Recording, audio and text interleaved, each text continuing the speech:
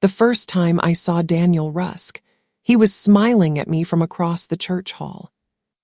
It was the kind of smile that feels like a secret. Warm, patient, polite, but it stayed too long enough for me to look away first. That was a Thursday evening. The pastor had asked me to help with the charity dinner. I was pouring coffee into paper cups, trying not to think about how quiet my house had been for the past year. My husband was gone. My daughter lived 3 states away. Most nights, I only heard the hum of the fridge and the ticking of the clock. When Daniel came up to the table, he said, "You always look like you've been waiting for someone." I didn't answer. I just smiled, because that's what women my age are taught to do, smile and make people comfortable. But he kept looking, like he saw the part of me that had stopped trying years ago. He said he was new in town, that he'd just bought a small property near the old rail line. I told him I used to teach at the high school. His eyes flickered for half a second, like something behind them moved, and then it was gone. He said, "A teacher, that's noble work. You must have changed a lot of lives." I laughed, not as many as I hoped. He leaned in a little, voice soft. "Sometimes one life is enough." I didn't know what he meant. Not then. We met again, 2 days later at the farmer's market. He said it was a coincidence. I didn't believe in coincidences, but I liked the way he made me laugh. He bought me a cup of apple cider, and we sat on a bench near the square, watching kids run around the fountain. He said he'd been divorced for years. He said his wife left him because he worked too much. I told him mine left because I was too quiet. He said, "Quiet people are the ones who remember everything." And I thought maybe he's right. Maybe someone finally sees me. 2 weeks went by like a dream you don't want to wake from. We went on drives through the countryside. He told stories about his late daughter. I thought that's why his eyes looked heavy sometimes. He said her name was Lily. She died young. I said I was sorry. He said, "It's okay. I've made peace with it." But his hand tightened around the steering wheel until his knuckles turned white. When he first touched my hand, I didn't pull away. When he asked to come inside, I said yes. When we kissed, it felt like opening a door I'd kept locked for 10 years. It wasn't wild or young. It was slow, tired, almost gentle, like 2 broken people trying to remember what warmth felt like. He whispered that he'd never hurt me. He lied. 2 weeks later, he disappeared. His phone stopped working. His house looked empty. The sheriff said maybe he traveled. I checked his Facebook, gone. Like he'd never existed. I waited 3 days before calling the clinic. I thought maybe I had the flu. My body ached. My throat burned. Then came the fevers, the sweats, the shaking that wouldn't stop. I remember the doctor's face when she came back with the results. She didn't even look me in the eye. "Evelyn, the test came back positive. It's HIV." I stared at her like she'd spoken another language. Then she said it again. And I laughed, not because it was funny, but because my body refused to cry. For weeks, I walked through my house like a ghost. Every sound was louder, the floor creak, the window whistle, the rain hitting the roof. I threw away my old toothbrush, my sheets, my lipstick. I thought maybe if I erased enough of myself, it would go away. It didn't. I started the pills. Little white ones in a blue bottle. They said it would help me live. But what kind of life was this? I stayed up late, watching the news until morning. Sometimes I stared at my reflection until I couldn't tell if I was still human. I thought about Daniel every night. His smile, his touch. The way he said he forgave me. I didn't even know what he was forgiving. One night, I found an old photo in a box under the stairs. It was my class photo from 10 years ago, my students. And then my stomach turned cold. Because there she was. A girl named Lily Rusk. I remembered her handwriting, the neatest in class. I remembered her silence. And I remembered the day her father came to the school after her funeral, standing at my door, saying, "You were supposed to help her." His eyes full of hatred. That was Daniel. He'd known me all along. I dropped the photo.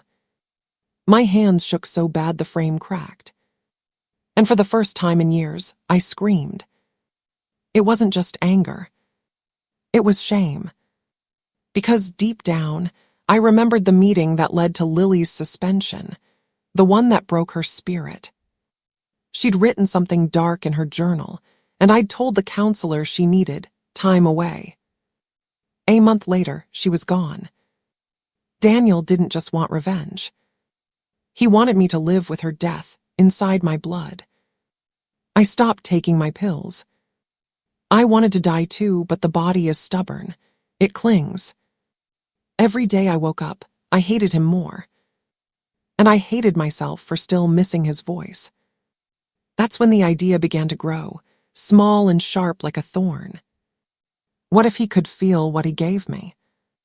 What if I could make him pay? I didn't know how yet. But I knew one thing. He wasn't gone. Men like Daniel don't disappear. They hide until someone drags them back into the light. He said he forgave me the night he killed me. Now it's my turn to forgive him, my way. The first month after I found out, I stayed inside. The curtains stayed closed. I stopped answering the phone. The world became a hum behind glass. People sent messages, but I deleted them. I told myself I was just tired, that the fever would pass. But the fever wasn't in my body anymore. It was in my head. I kept thinking about him. Daniel Rusk. His face. His hands. That calm voice that said, "I forgive you." He forgave me the same week he gave me death. Some nights I'd sit on the kitchen floor, hugging my knees, listening to the refrigerator buzz. I'd count the seconds between each hum. I thought if I stopped counting, my heart would stop too. The pills sat in a line on the counter. White, blue, like little lies in perfect order. I took them because the doctor told me to. But I hated them. Each one reminded me I was still alive, and that he was out there, free, breathing my air. I lost my job. I stopped showing up to school board meetings. People said I needed time. They didn't know I was counting it. Every night I wrote in my old diary. Page after page of anger, questions, guilt. I wrote his name until the ink ran dry. Sometimes I pressed the pen so hard it tore through the paper. And then one night, I wrote a different word. Just one. Find. I started going through old school records. I still had access to some digital files, old parent contacts, addresses. His file was there. I clicked it open. His address was outdated, but his workplace was. It said, Rusk Construction and Design. He wasn't just living nearby, he owned a business. A man who destroyed my life was still building things. The thought made me shake. The next morning, I put on real clothes for the first time in months. Washed my face. Tied my hair back. Looked in the mirror. The woman staring back at me looked older, harder, but not dead yet. I said out loud, "You wanted me to live, Daniel. I'm going to." But not the way he wanted. The office was small, near the edge of town. A dull red brick building with foggy windows. I sat in my car across the street for 2 hours before I saw him. He stepped out, talking to someone on the phone, laughing. That laugh. Like nothing ever touched him. He looked thinner, maybe older, but still calm. Still clean. Still whole. My hands tightened on the steering wheel until they hurt. I whispered, "You should be sick too." Then I drove away. But something inside me had already changed. The kind of change you can't undo. I started following him. Once a week at first, then more. I learned his routines: morning coffee at the diner on Main, gym at 6 p.m., church every other Sunday. He talked to people, smiled. Everyone liked him. One time, I watched him help an old woman cross the street. She thanked him. He patted her hand. The same hand that once touched my face and said, "You're safe with me." I almost screamed right there. I began writing letters I never sent. Letters that started with "Dear Daniel" and ended with "You'll understand soon." They filled a whole box under my bed. Each night, I'd picture him asleep in his clean sheets while I swallowed pills that made my stomach burn. Each morning, I'd imagine his breath, easy and steady, while mine felt heavy and sharp. It wasn't fair. Nothing about it was fair. But I wasn't looking for fairness anymore. I was looking for balance. The kind that comes with a cost. One evening, I went to the clinic for a checkup. The waiting room smelled like antiseptic and fear. The nurse smiled at me, the kind of smile people use when they don't know what to say. My doctor, a young woman named Dr. Shaw, said the numbers looked steady. Steady. Like I was a chart, not a person.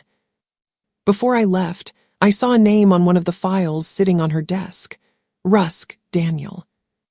My heart skipped. I froze. "Is that my Daniel Rusk?" I asked.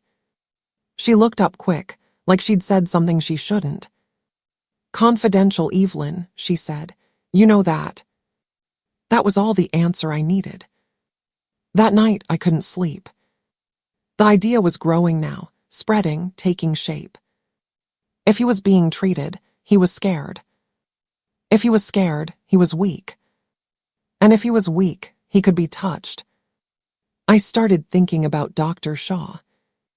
Her soft voice, her careful hands.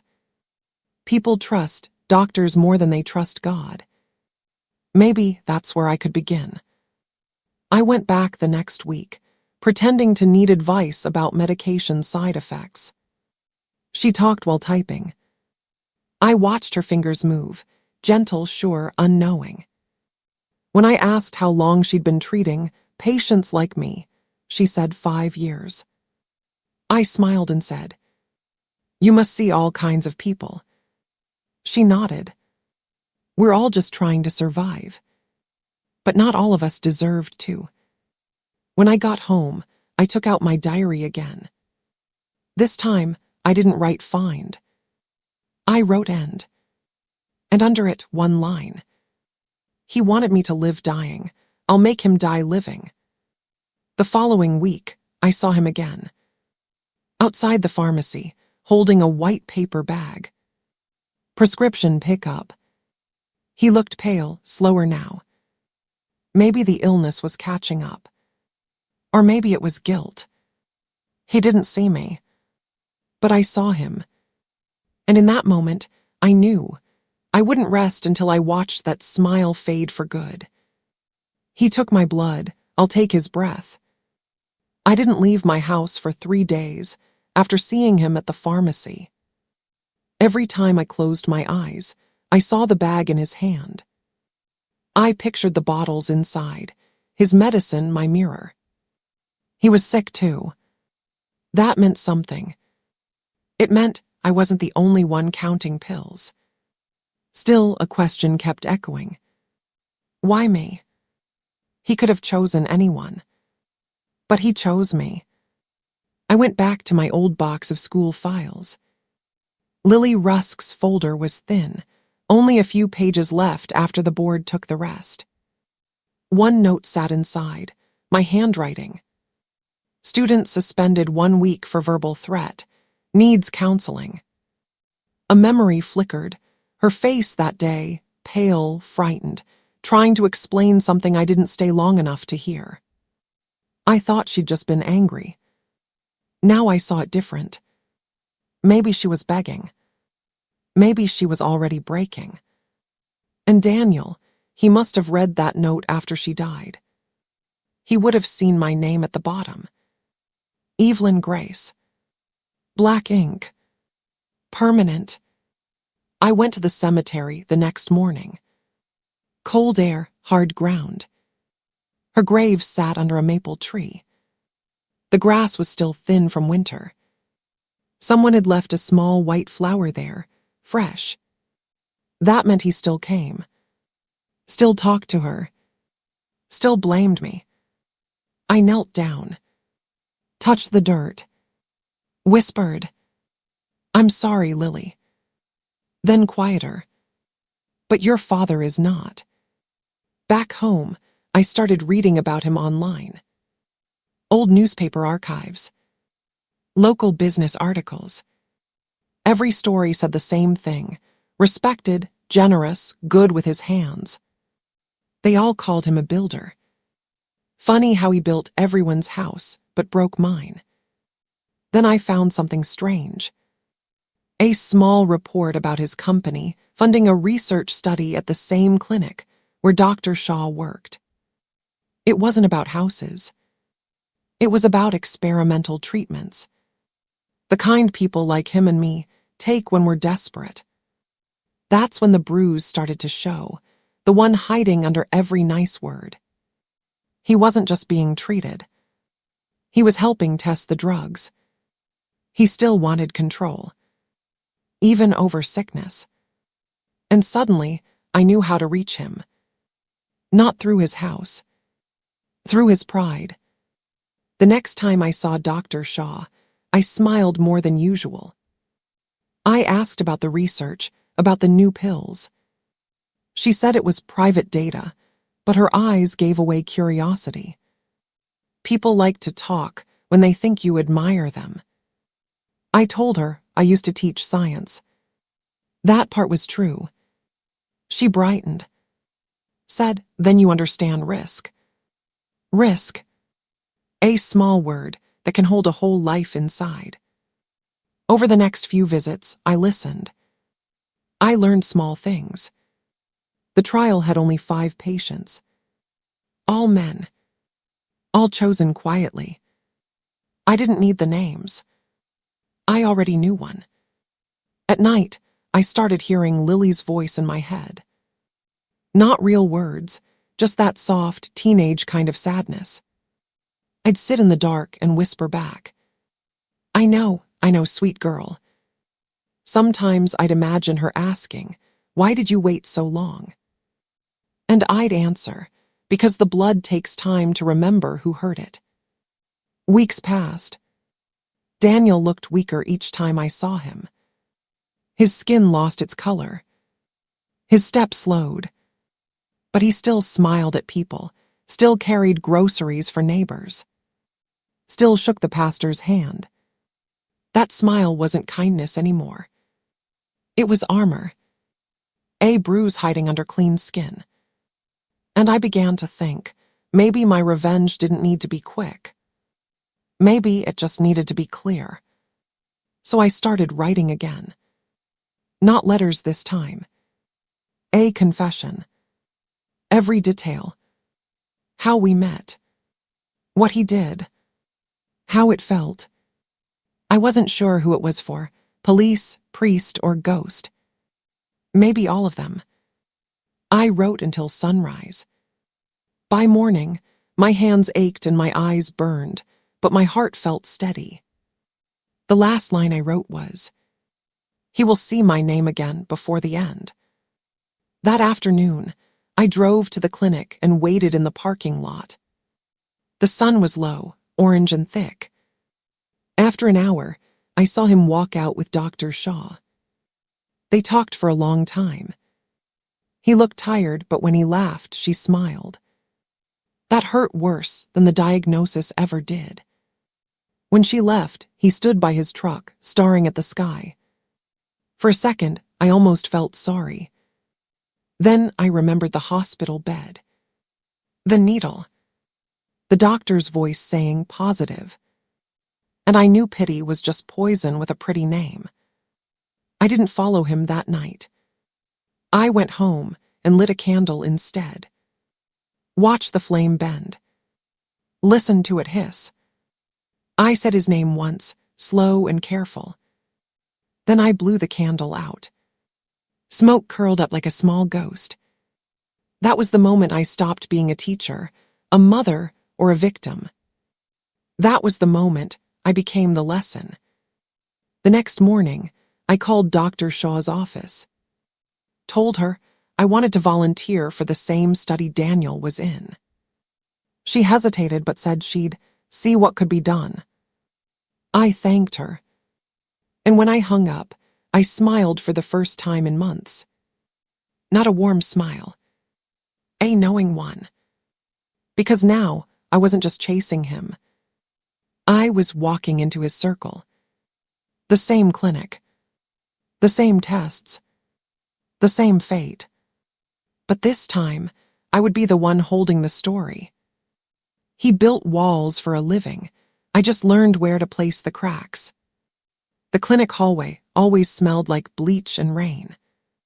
Every time I walked through it, the sound of my shoes echoed, lonely and sharp.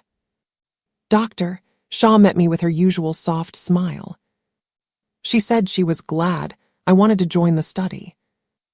I said I wanted to do my part for science. We both knew that was a lie. Inside, the lights buzzed faintly. Machines blinked like eyes that never slept. I signed papers I didn't read. I let them take my blood. And I thought, somewhere in this building, Daniel does the same. For weeks we didn't cross paths. But I could feel him there. Through the hum of the machines. Through the nurses whispering in corners. One afternoon, Dr. Shaw said she needed help organizing patient notes. Boxes of files, all mixed up. She trusted me because I used to teach. While she took a call, I flipped through folders. There it was. Rusk, Daniel. My hands shook. The folder was thick, full of lab results and typed updates. One line caught my eye. Patient shows increased resistance. Adjust dosage gradually. Gradually, I whispered. Such a small word to decide how long someone breathes. Dr. Shaw walked back in before I could read more. She smiled. Find what you need. I said yes and closed the file. That night, I couldn't stop thinking about that folder. About the way Dr. Shaw trusted me. About how Daniel trusted her. Two lines of faith crossing in the same quiet place. Faith. That's what killed Lily, in a way. Faith that adults would help. Faith that love meant safety. Faith that forgiveness meant peace. Maybe it was time someone lost faith. The next visit, I brought Dr. Shaw coffee. We talked like friends. I told her she reminded me of my younger self. Always believing the good in people. She laughed and said, "You never stop believing, Evelyn. You just learn where to look." I said nothing, because I had already learned. And I didn't like where I found it. I began to change, bit by bit. Not in my body, in my eyes. People at the clinic said I looked stronger. They thought I was healing. But inside, something darker was blooming. At home, I listened to the old tape recorder my husband once used for sermons. I recorded my voice at night. Not prayers, but memories. Confessions. Each sentence started the same way. My name is Evelyn Grace, and I am not sorry. When I played them back, I sounded calm, Too calm. One evening, I saw Daniel in the clinic hallway at last. He was thinner now, gray around the mouth. He looked up, saw me, froze. His lips parted, but no sound came out. Then, softly, "Evelyn." I smiled. "Hello, Daniel." The silence that followed was louder than shouting. Dr. Shaw came out of an exam room, surprised. "Oh, you two know each other." Daniel's eyes darted to hers. He said quickly, "We met years ago." I said, "Yes, he changed my life." Dr. Shaw didn't hear the blade under my words. She just nodded and walked away. Daniel stayed still. His hands trembled. Then he whispered, "What do you want?" I leaned closer. "To finish what you started."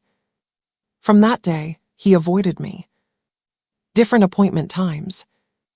Different entrances. But the clinic wasn't big enough to hide forever. Sometimes I left small things where he'd see them. A single white flower on the waiting room table. A page from an old yearbook left near the scales. My name written tiny in the corner. Each time, he looked a little more broken. Each time, I felt a little more alive. Dr. Shaw noticed his decline. She told me quietly one morning, "Mr. Rusk's body isn't reacting well. I worry he's lost hope." I said, "Hope can be dangerous if it's built on lies." She sighed. "You sound like someone who's been hurt." I said, "I sound like someone who remembers." Later, when she stepped away to take a call, I saw Daniel's folder again on her desk. On top sat a note in her neat handwriting. "Adjust only under supervision." I traced the letters with my finger, then let go. Because I didn't need to touch the medicine. It already touched his mind. He started missing appointments. He called the nurse at night, saying he couldn't sleep. That he saw things. He told people someone was watching. He wasn't wrong. Guilt is a patient disease. It spreads without medicine. One morning, Dr. Shaw told me Daniel had collapsed at home. She said it might have been stress, or his heart, or something they couldn't explain. I said softly, "Maybe his past finally caught him." She looked at me strangely, as if she'd heard more in my tone than I meant to give. That evening I drove to the church. The same one where we first met. Empty pews. Cold light through stained glass. I sat in the front row and whispered, "He forgave me the night he killed me. Now I forgive him the night he died." The words tasted like iron and peace. Dr. Shaw called 2 days later. She said Daniel was gone. Heart failure, they said. Natural causes. No one suspected anything. I thanked her for telling me. She asked if I was okay. I said, "I'm steady." Then I hung up. And for the first time in years, the house was quiet, but not heavy. Just quiet. That night, I opened my diary one last time. On the first page I wrote, "Some people build walls. Some people build graves. I built silence." Then I closed it. Set it beside the candle. Watch the flame bend again. He said it was forgiveness. I called it balance. I began this story with a smile and a lie. Now I end it with quiet. Daniel Rusk is buried on the far side of town, the place where the ground stays wet and soft after rain. No one stands there much. Just the wind and sometimes me. I don't bring flowers. I bring silence. It's the only gift that fits. They said his heart stopped. They said it was peaceful. I said nothing, and everyone believed it. Because people only hear what lets them sleep at night. After his death, the clinic sent letters. One was for me. Thank you for participating in the research. I laughed when I read that. Research. That's one word for it. Inside the envelope was another letter, a handwritten note folded small. No return name. Just my own written on the front. The paper smelled faintly of antiseptic, like hospital air. The handwriting was his. Evelyn, I don't know how to start this. I've lived with the weight of Lily's death every hour. I thought hurting you would make it lighter. I was wrong. Every night I saw her face, and yours beside it. I am sorry. It ended without a signature. Just a shaky line, as if the pen had slipped. I sat there for a long time. My hands wouldn't stop trembling. I wanted to throw the letter in the fire. But instead I folded it back the way it came. Then I whispered, "You're late, Daniel. Forgiveness is a clock that runs on someone else's time." For months after, people said I looked better. Healthier. The truth was simpler. I had finally run out of fear. I went back to teaching a night class at the library. Adults, not children. We read short stories.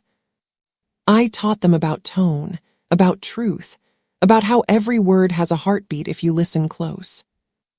No wonder knew mine was cracked. Sometimes, after class, I'd drive to the edge of the woods where the road bends. That's where I kept the old recorder. I'd sit in the car, press play, and listen to my own voice from months ago. My name is Evelyn Grace, and I am not sorry. Now, when I hear it, it sounds different. Not proud. Not cruel. Just tired. Dr. Shaw moved away soon after. They said she took a job in another state. Before she left, she sent me one last message. "Evelyn, you taught me to look closer. Not all pain is in the blood." I never answered. Some doors are better left unknocked. The house feels bigger these days. Quieter, too. The fridge still hums, but it doesn't echo anymore. I planted a small maple in the yard, the same kind that shades Lily's grave. Each spring it grows a little taller. Sometimes, when the wind passes through the leaves, I swear I hear a soft laugh. Maybe hers. Maybe mine. People like to say revenge brings peace. They are wrong. It brings clarity. Peace is something softer, something you have to earn after the fire goes out. I keep Daniel's letter in a drawer beside the bed. Not to remember him, but to remind myself where mercy ends. One evening last fall, I took out the recorder again. Pressed the red button. The room was dim, the candle half melted. I spoke slowly, letting each word settle like dust. If anyone ever finds this, understand, I didn't want him to die. I just wanted the truth to live somewhere other than my skin. I stopped, then added, "We all build something before we go. Some build houses. Some build forgiveness. I built silence." Then I clicked the recorder off. The maple outside swayed in the wind. A single leaf tapped the window. It sounded like a heartbeat. And for the first time since that Thursday night at the church hall, I felt still. Not free. Not happy. Just still. He said it was love when he ruined me. I called it balance when I ended him. Now there's only quiet, and the quiet at last feels mine.